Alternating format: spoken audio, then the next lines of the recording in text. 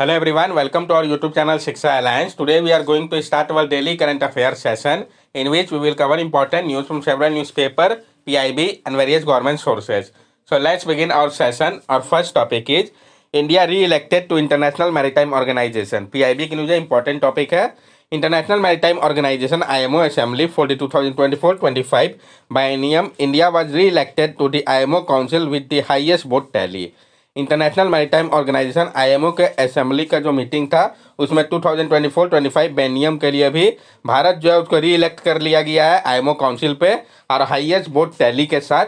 India falls under the category of 10 state with the largest interest in the international seaborne trade alongside country like Australia, Brazil, Canada, France, Germany, Netherlands, Spain, Sweden and the United Arab Emirates। Bharat जो है वो fall करता है जो category है 10 state का जिसमें largest interest है इंटरनेशनल सीबॉर्न ट्रेड का अलग अलग अदर कंट्री के साथ जिसमें कि Australia, Brazil, Canada, France, Germany, Netherlands, Spain, Sweden और यूएई आते हैं।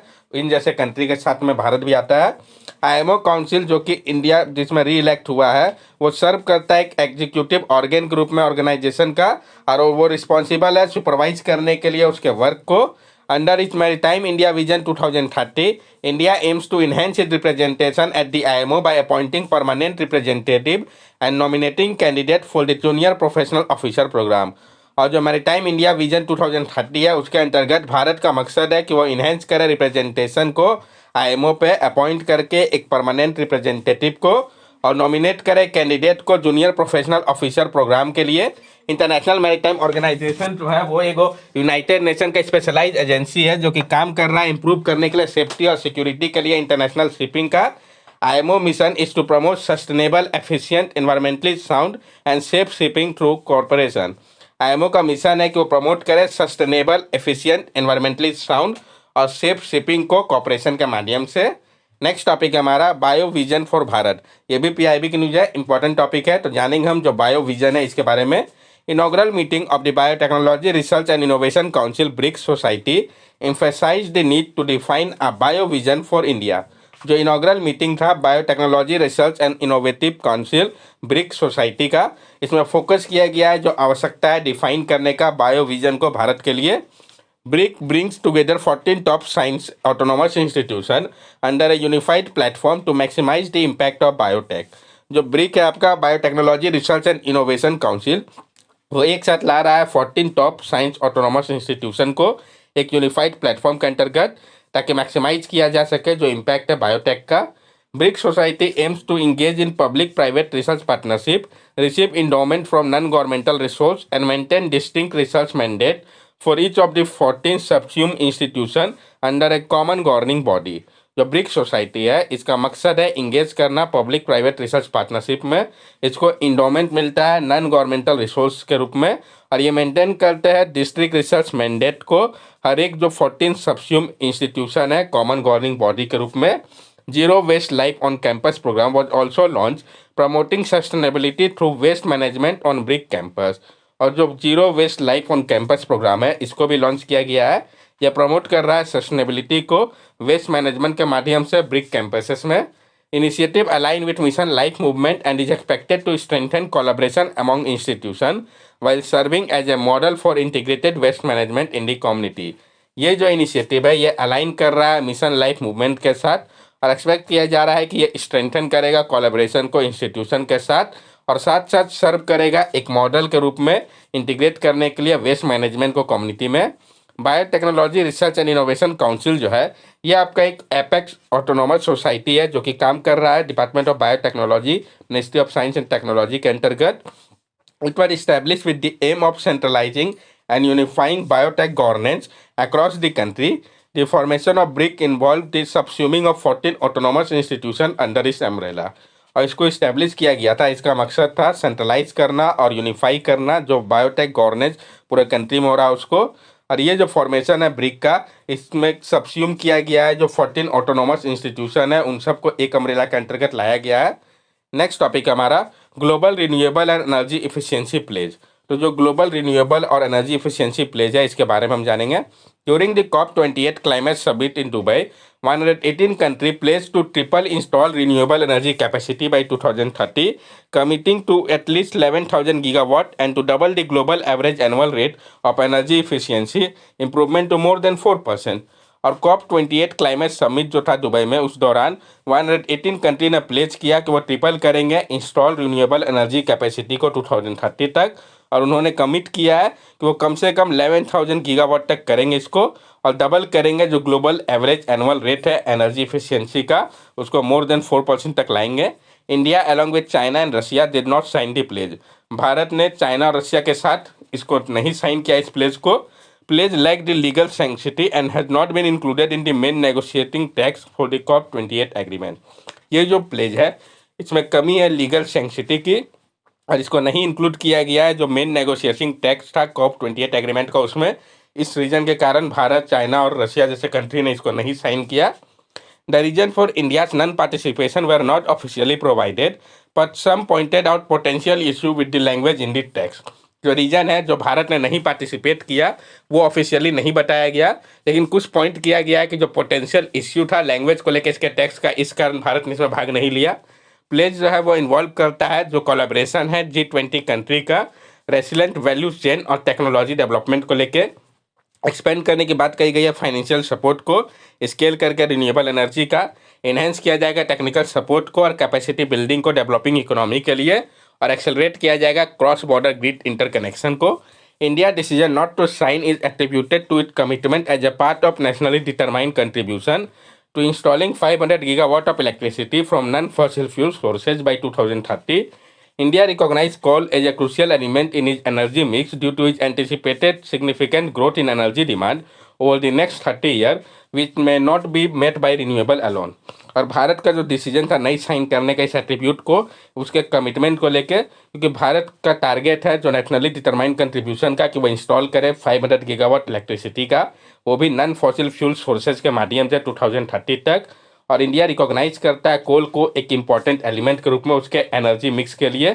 इसके एंटिसिपेटेड सिग्निफिकेंट ग्रोथ को देखते हुए एनर्जी डिमांड का नेक्स्ट 30 ईयर में भारत का, जो कि नहीं पूरा किया जा सकता है सिर्फ रिन्यूएबल एनर्जी सोर्सेज के माध्यम से, इस कारण भी भारत ने इस कमिटमेंट को नहीं साइन किया। नेक्स्ट टॉपिक है हमारा एकरा, जो कि घना में है, इसके बारे में हम जानेंगे। Recently the 2023 United Nation peace keeping ministerial meeting take place in Accra Ghana with participation from over 85 country and international organization। तो अभी हाल ही में जो 2023 का United Nation peace keeping ministerial meeting था, ये कहाँ पे हुआ? ये आपका घना के एकरा पे हुआ है। इसमें पार्टिसिपेट किया गया था 85 कंट्री से अधिक के द्वारा, इंटरनेशनल ऑर्गेनाइजेशन में मिलकर भाग लिया था। इसमें मकसद क्या था इसका पीछे का? Meeting is aimed at expressing collective commitment to UN peace keeping in alignment with ongoing reform under action of peace keeping and action for peace keeping plus plan. Meeting का मकसद था एक्सप्रेस करना कलेक्टिव कमिटमेंट को UN peace keeping के लिए, जो कि align कर रहा है जो ऑनगोइंग रिफॉर्म है under action for peace keeping and action for peace keeping plus plan के लिए। घना जो कि आपका एक कंट्री है, कहाँ का? वेस्ट अफ्रीका में ये लोकेटेड है। ये जो है एब्जर्व करता है गल्फ ऑफ ग्वेना और अटलांटिक ओशियन में, इसके साउथ में है। ये शेयर करता है अपने बॉर्डर को आइवरी कोस्ट इसके वेस्ट में है, बुर्किना फासो नॉर्थ में है और टोगो इसके ईस्ट में है। तो मैप बेस्ड क्वेश्चन के लिए ये आपको पता होना चाहिए कौन से कंट्रीज के ईस्ट वेस्ट नॉर्थ में है। Accra is the capital of Ghana on the Atlantic coast of West Africa. और एकरा कैपिटल है घना की, जो कि Atlantic coast of West Africa में पड़ती है। यहाँ पे आप देख सकते हैं इसके लोकेशन को घना के। नेक्स्ट टॉपिक हमारा India set to become third largest economy by 2030। Bharat जो है वो बहुत जल्द तीसरा लार्जेस्ट इकोनॉमी बन जाएगा 2030 तक। जानेंगे ये किसके द्वारा कहा गया, क्या कहा गया है। S&P Global predict that India will become the third largest economy globally by 2030, with a forecasted nominal GDP rise from 3.5 trillion in 2022 to 7.3 trillion in 2030। S&P globally ने प्रेडिक्ट किया है कि भारत जो है वो बहुत जल्द तीसरा लार्जेस्ट इकोनॉमी बन जाएगा पूरे विश्व का 2030 तक। और उन्होंने फोरकास्ट किया है कि जो नॉमिनल GDP राइज होगा $3.5 ट्रिलियन जो कि था 2022 में, ये बढ़ के $7.3 ट्रिलियन हो जाएगा 2030 तक। Currently India hold 5th position with United state, China, Germany and Japan ahead. अभी भारत का पोजीशन जो है वो 5वां है। United state, China, Germany, Japan जो है वो भारत से आगे है।